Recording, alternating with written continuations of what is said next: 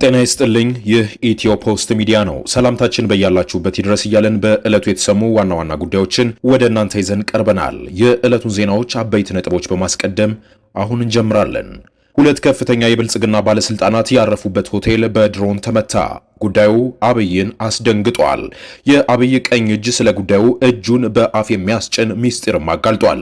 እኚህ ከፍተኛ ሚኒስቴር ወልቃይትን ለመቆጣጠር የተዘጋጀው አርሚ 7 ጦር ከኢሳያስ ትዕዛዝ እየተቀበለ ነው ሲሉም ከሰዋል። በዝርዝር እናስደምጣቸዋለን። በሌላ መረጃ የፋኖ ኃይሎች ከከባድ ተጋድሎ በኋላ ወደ አዲስ አበባ የሚወስደውን ዋና መንገድ ሙሉ በሙሉ ተቆጣጠሩት። ተዋጊዎቹ ዋና መንገዱን ከመቆጣጠራቸው አስቀድመው በደብረ ሲና ከተማ ከባድ ኦፕሬሽን መፈጸማቸው ታውቋል። ዘመነ ካሴ በበኩሉ ፋኖ ቀይ ባህርን ይቆጣጠራል ሲሉ አነጋጋሪ አስተያየትም ሰጥተዋል። በዝርዝር ትሰሙታላችሁ። ፓርላማው በነ ክርስቲያን ታደለ ጉዳይ አስደንጋጭ ውሳኔ አስተላለፈ። ክርስቲያን ታደለን ጨምሮ በርካታ የአማራ ተወላጅ እስረኞች በአማራነታቸው ላይ ያነጣጠረ ስድብና ዘለፋ እንደደረሰባቸውም በፓርላማው ተሰምተዋል። ታደምጡታላችሁ። የተወደዳችሁ የቻናላችን ቤተሰቦች እነዚህንና ሌሎች መረጃዎችን ይዘናል። ቪዲዮን ላይክ እና ሼር በማድረግ እስከ ፍጻሜው አብራችሁን ቆዩ። አሁን በዝርዝር ወደምንመለከታቸው መረጃዎች እናመራለን። በቅድሚያ ፓርላማው በነ ክርስቲያን ታደለ ጉዳይ አስደንጋጭ ውሳኔ ሰጠ። ክርስቲያን ታደለን ጨምሮ በርካታ የአማራ ተወላጅ እስረኞች በአማራነታቸው ላይ ያነጣጠረ ስድብና ዘለፋ እንደደረሰባቸው በፓርላማው ተሰምተዋል። የፍትህ ሚኒስቴር የሰውና ሰነድ ማስረጃ ማቅረብ ባለመቻሉ በማንነታቸውና በፖለቲካ አቋማቸው የታሰሩ ሰዎች ለከፍተኛ ሰብአዊ ጉዳት ተዳርገዋል ሲሉ የምክር ቤት አባል ተናግረዋል። ሚኒስቴር መስሪያ ቤቱ በበኩሉ በማንነቱ ሆነ በፖለቲካ አቋሙ የሚታሰር ሆነ የታሰረ ሰው እንደሌለ ተናግረዋል። ግን አንድ ሰው የፖለቲካ ግቡን ለማሳካት በህገ ወጥ መንገድ የሚንቀሳቀስ ፖለቲከኛም የመንግስት ሰራተኛም ሆነ የመንግስት ኃላፊ ላይ የህግ ተጠያቂነት አረጋግጣለሁም ብለዋል።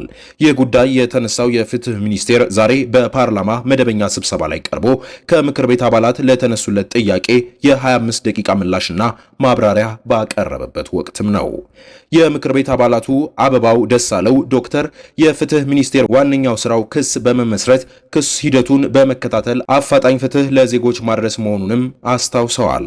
በማንነታቸውና በፖለቲካ አመለካከታቸው ብቻ ከ2 ዓመት ከ6 ወር በላይ የታሰሩ የአማራ ፖለቲከኞች፣ ጋዜጠኞች፣ አንቂዎችና የሃይማኖት አባቶች እናንተ የሚጠበቅባችሁ የሰነድ የሰው ማስረጃና ምስክር ማቅረብ ባለመቻላችሁ ለከፍተኛ ሰብአዊ ጉዳት ተዳርገዋል ሲሉም ተናግረዋል።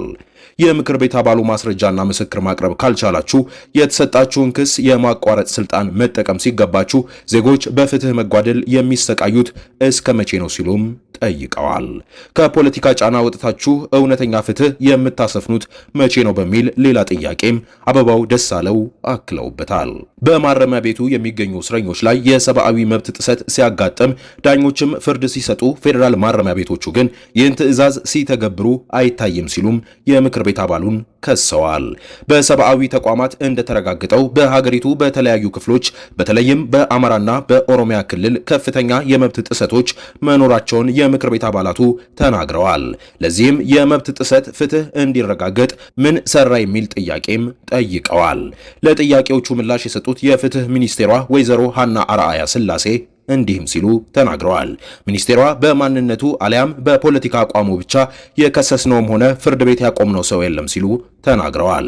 ግን አንድ ሰው የፖለቲካ ግቡን ለማሳካት በህገወጥ መንገድ የሚንቀሳቀስ ከሆነ ፖለቲከኛም የመንግስት ሰራተኛም ሆነ የመንግስት ኃላፊ የህግ ተጠያቂነትን እናረጋግጣለን ሲሉ መልሰዋል።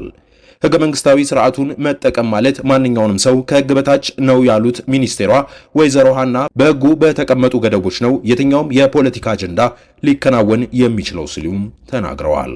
ስለዚህም አሁን በክስ ሂደቱ ላይ ያሉ ጉዳዮቻችን በሙሉ ህገ መንግስቱንና ህገ መንግስታዊ ስርዓቱን ለሌሎች ህጎች ማስጠበቅ ላይ ያተኮሩ ናቸውም ብለዋል።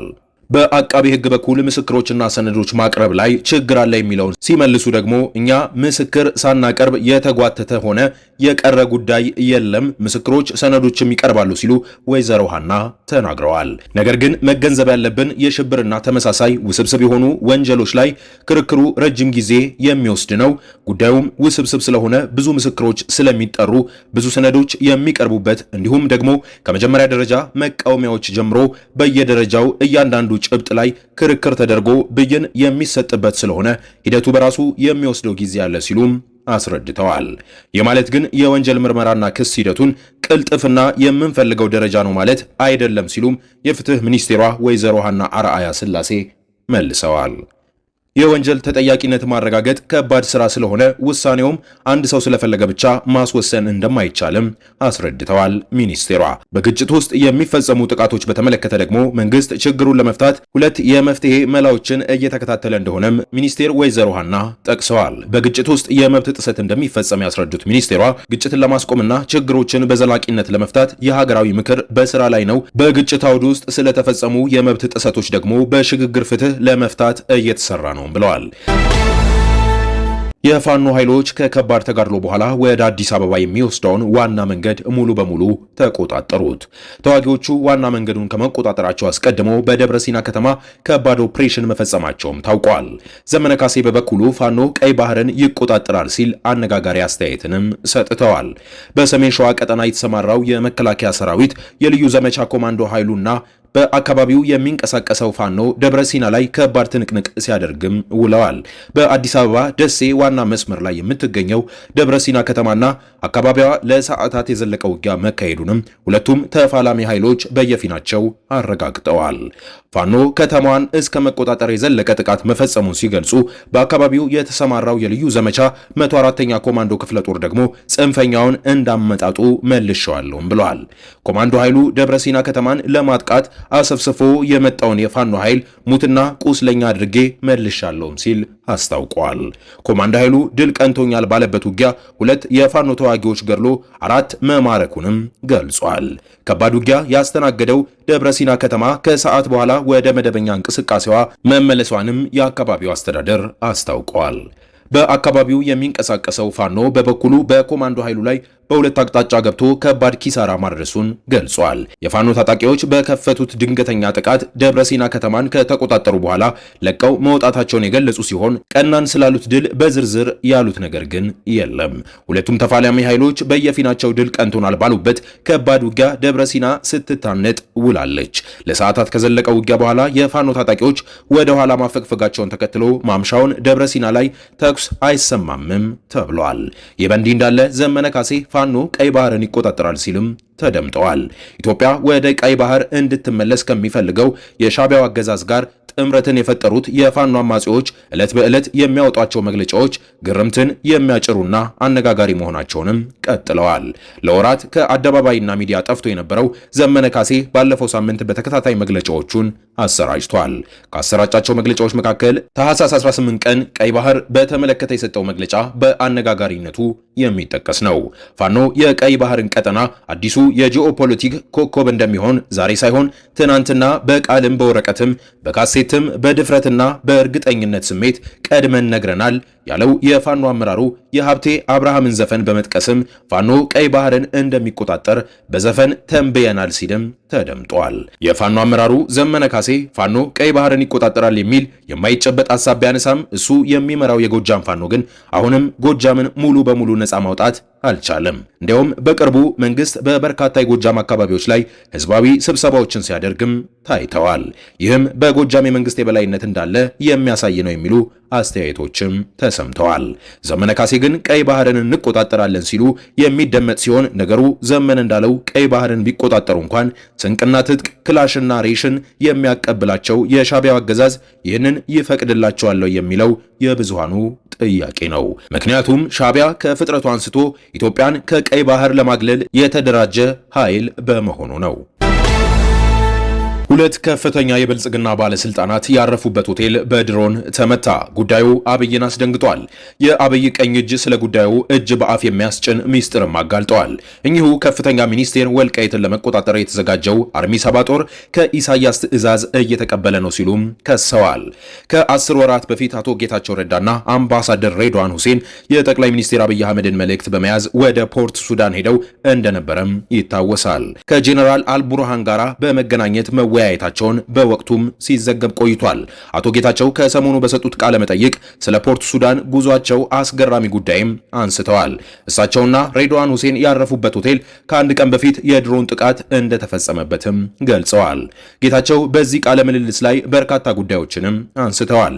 የቀድሞ ጓዶቻቸውን በመዝለፍ ጠቅላይ ሚኒስትር አብይ አህመድን ደግሞ ከፍ ከፍ አድርገው ለማሳየት ሲጥሩም ተስተውለዋል። ስለ ወልቃይትና አርሚ ሰባ ጉዳይ ያነሱት ጌታቸው አርሚ ሰባ በኢሳያስ ነው የሚዘወረውም ሲሉ ከሰዋል። የኤርትራ ፕሬዝዳንት ኢሳያስ አፈወርቄ በሱዳን ጦር ለጄኔራል አልቡርሃን ድጋፍ የሚሰጡት የአርሚ ሰባ ተዋጊዎች በመመልመል እንደሆነም ተናግረዋል።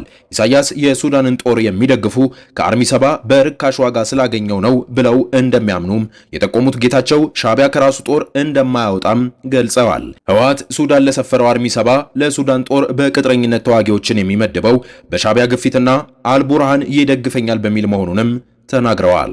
በህወሓት አመራር በኩል የኢትዮጵያ መንግስት ለመዋጋት ይሁን ወልቃይትን ለመቆጣጠር ከአልቡርሃን ድጋፍ አገኛለሁ ብሎ እንደሚያምንም አክለዋል። አርሚ ሰባ ሱዳን የተቀመጠው ወልቃይትን ለመቆጣጠር በሚል መሆኑን የጠቆሙት ጌታቸው ህወሓት እንደሚያስበው በኃይል መሬት መቆጣጠር አይቻልምም ብለዋል። ተፈናቃዮቹ ከተመለሱ አርሚ ሰባ አጀንዳ ያጣል የሚሉት የጠቅላዩ አማካሪ ለዚህ ደግሞ እነ ኮሎኔል ደመቀ ዘውዱ የትግራይ ተፈናቃዮች እንደሚመለሱ ጽኑ ፍላጎት እንዳላቸውም ገልጸዋል። ከዚህ ቀደም በአደናቃፊነት ሲከሷቸው የነበረው የወልቃይት አመራር ኮሎኔል ደመቀ ዘውዱ ተፈናቃዮቹ እንዲመለሱ ከፍተኛ ፍላጎት አለው ሲሉም ጌታቸው ተናግረዋል። ራሳቸው ጌታቸው ጊዜያዊ አስተዳደሩ ፕሬዝዳንት ሆነው ሲያነሱት የነበረውን የተፈናቃዮችን መጠቃትም የወልቃይት ህዝቦች ወገኖቻችን ይምጡልን እንጂ አይምጡብን አላልንምም ብለዋል። የጠቅላይ ሚኒስትር አብይ አህመድ የምስራቅ አፍሪካ ጉዳዮች አማካሪው ጌታቸው ረዳ ጄኔራል አልቡርሃን አይደለም ህወሓትን ለመርዳት ራሱን ማዳን ተስኖታልም ብለዋል። ከወራት በፊት ወደ ሱዳን ተጉዞ የነበሩት ጌታቸው አልቡርሃን ሱዳንን ከማውደም እንዲቆጠቡም በግልጽ እንደተናገሩ አስታውሰዋል። የኢትዮ ፖስት ሚዲያ ተከታታዮቻችን ለሰዓቱ የያዝነው መረጃ ይህን ይመስል ነበር። ሐሳብ አስተያየታችሁን ኮሜንት ላይ እያስቀምጣችሁልን በአዳዲስ ዜና እንድንገናኝ ሰብስክራይብ ማድረጋችሁን አትርሱ። ቸር ቆዩልን።